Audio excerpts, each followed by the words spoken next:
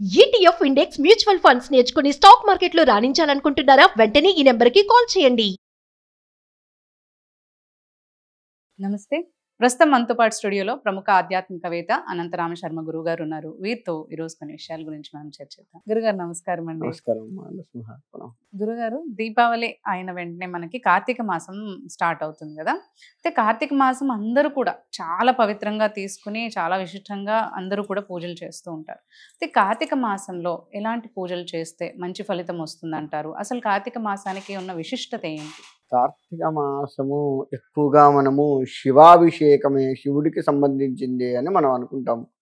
కానీ కాదు, శివుడికి కేశవులకి ఇద్దరికీ సంబంధించింది. ఎట్లా అంటే ఉదయం మొత్తం లేవగానే శివనామస్మరణ చేస్తూ అభిషేకాలు అర్చనలు అన్నీ కూడా చేసుకుంటూ ఉంటాము. దేవాలయాల్లో కానీ ఇంట్లో కానీ చేసుకుంటూ ఉంటాము.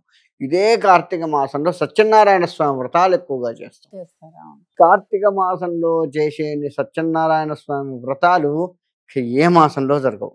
ఒక్క మాసంలో చాలా సంఖ్యలో సామూహికంగా కావచ్చు, ఇళ్లల్లో చేసుకునేది కావచ్చు, ఎలాగైనా సరే దేవాలయాల్లో చేసుకునే ఎక్కడ చేసుకున్నా కానీ చాలా బాగా చేస్తూ ఉంటాం.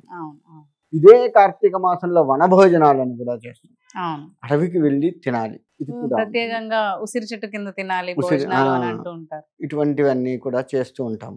అయితే ఇక్కడ ఈ కార్తీక మాస గొప్పతనం ఏంటయ్యా అంటే శివుణ్ణి ఎంతైతే నమ్ముతున్నామో కేశవుణ్ణి అంతే నమ్ముతాము. అంటే శివకేశవ భేదం లేకుండా చూసేటువంటి మాసము కార్తీక మాసం. ఇది ఒకటి. ఇక అడవికి వెళ్ళి అంటే మనము వనభోజనాలు అని చెప్తాం. ఈ వనభోజనాలు, వనము అంటే అడవి, భోజనం అంటే అక్కడ కలిసి తినడం. ఎందుకు వచ్చింది ఈ ఆచారం అంటే మనము అందరము కూడా సమిష్టిగా ఉండేది ఆ ఒక్కరోజే. మనందరం ఒకటే అడవిలో కలుస్తున్నామంటే అడవి అంటే ముఖ్యంగా ఏంటంటే ఏకాంతము. ఇది ఒక అర్థం తీసుకోవచ్చు. అందుకే ప్రహ్లాదుల వారు హిరణ్యకశిపుణ్ణి నీవు అడవి నుండుట మేలు నిశాచరాజ్ఞని అంటాడు. అంటే ఏకాంతంలో ఉండమని అర్థం. నీకు ఇంట్లో ఉన్న దేవాలయాల్లో ఉన్న ఏకాంతం దొరకదు. ఒక రకంగా చెప్పాలి అంటే అడవికి వెళ్తే ఇవన్నీ దొరుకుతాయి. చక్కటి ఆహ్లాదకరమైనటువంటి వాతావరణం అడవి.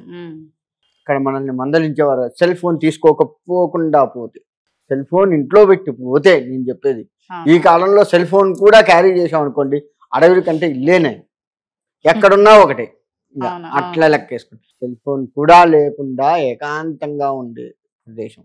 కానీ ఈరోజు వనభోజనాల పేరుతో ఫోటోలు, వీడియోలు, అసలు అక్కడ కూడా ఏకాంతత లేదు.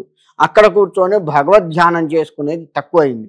సత్యనారాయణ స్వామి వ్రతాలు చేస్తున్నాము అంతే.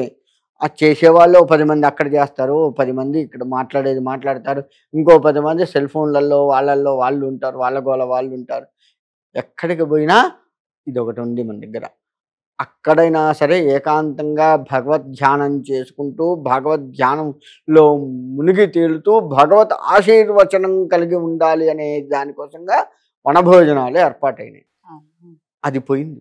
ఎంతసేపు సెల్ఫీలు దిగుదామా, ఈ సెల్ ఫోన్లు చేయబట్టి వీడియోలు, వాటికి వీటికి ఫోజులు ఇవ్వటము, చేయడము. అక్కడ కూడా పోటీతత్వం ఏర్పడ్డది. అంటే సత్యనారాయణ స్వామి వ్రతం చేస్తూ ఉంటే మండపం దగ్గర నేను కూర్చుంటాను. ఎక్కడ కూర్చుంటే నువ్వు ఏకాగ్రతగా స్వామివారికి చేస్తున్నావా లేదా, నిశ్చలమైన భక్తితో చేస్తున్నావా లేదా, ఇది లేకుండా మండపం దగ్గర కూర్చుంటే వీడియోలో బాగా కనపడతాను. స్వామికి దగ్గరగా ఉంటాము. దగ్గరగా ఉండడం వల్ల ఉపయోగం లేదుగా. ఈ మనస్సు స్వామి దగ్గర ఉండాలి, శరీరం ఉంటే కాదు కదా. ఆ కాసేపు భార్య పిల్లలు అందరూ కలిసి కూర్చొని ఒకరికి ఒకరం పక్కనే ఉన్నామన్న సోయి కూడా మర్చిపోయి భగవద్ధ్యాసలో ఉండాలి. అది మర్చిపోతున్నాం. ఎంతసేపు మనం అంటే లౌకిక ప్రపంచానికి అట్రాక్ట్ అయ్యి ఉన్నాం. దాన్ని తగ్గించుకుంటే మంచిది. లేదంటే ఈ వనభోజనాలు కూడా వృధానే. చేసి ఏకాంతంగా ఉండి భగవద్కి దగ్గరగా ఉండాలని చేసే ప్రయత్నాన్ని కూడా మనం వృధా చేసుకుంటున్నాం. అంటే ఇక భగవంతుడు మనల్ని రక్షించాలి అంటే ఎక్కడి నుంచి రక్షిస్తాడు కదా.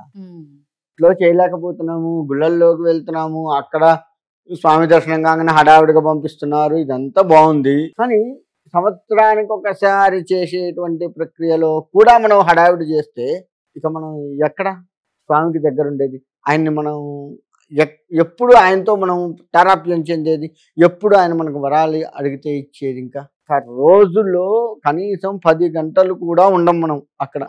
5-6 గంటలు ఉంటాం. ఉదయం 8ంటికి వెళ్తే సాయంత్రం 4-5 వరకు ఉంటామేమో. మహా అంటే అంతసేపు కూడా ఉండని వాళ్ళు ఉన్నారు, కనపడిపోయే వాళ్ళు కొంతమంది ఉంటారు.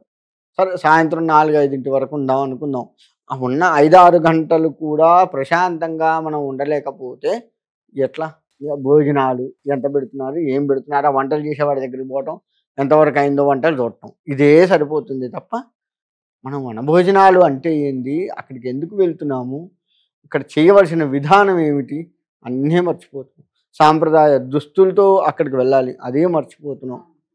అంతా కూడా కమర్షియల్గా తయారవుతున్నామే తప్ప మనం ఎంత కమర్షియల్గా తయారైతే ఆయన అంత కమర్షియల్గా ఆలోచిస్తాడు. అది చేస్తే నాకు ఉపయోగం ఏంది, నా కోసం వాడు పుట్టించుకున్నాను, వాడికి ఇంకా ఎప్పటికీ జన్మ లేకుండా మళ్ళీ వాడిని తయారు చెయ్యాలి అని నేను పరితపిస్తే వాడి స్వార్థమే చూసుకుంటే నేను ఎందుకు పుట్టించాలని ఒక్కసారి ఆయన అనుకుంటే వాడిని ఇంత సుఖంగా వాడిని ఎందుకు ఉంచాలి, ఇంత సుఖంగా వాడిని ఎందుకు పుట్టించాలి అనుకుంటే సరిపోతుంది మనకి. కాబట్టి శివకేశవ ఆరాధన చేస్తూ తరించేటువంటి మాసము కార్తీక మాసం ఒక్కటే.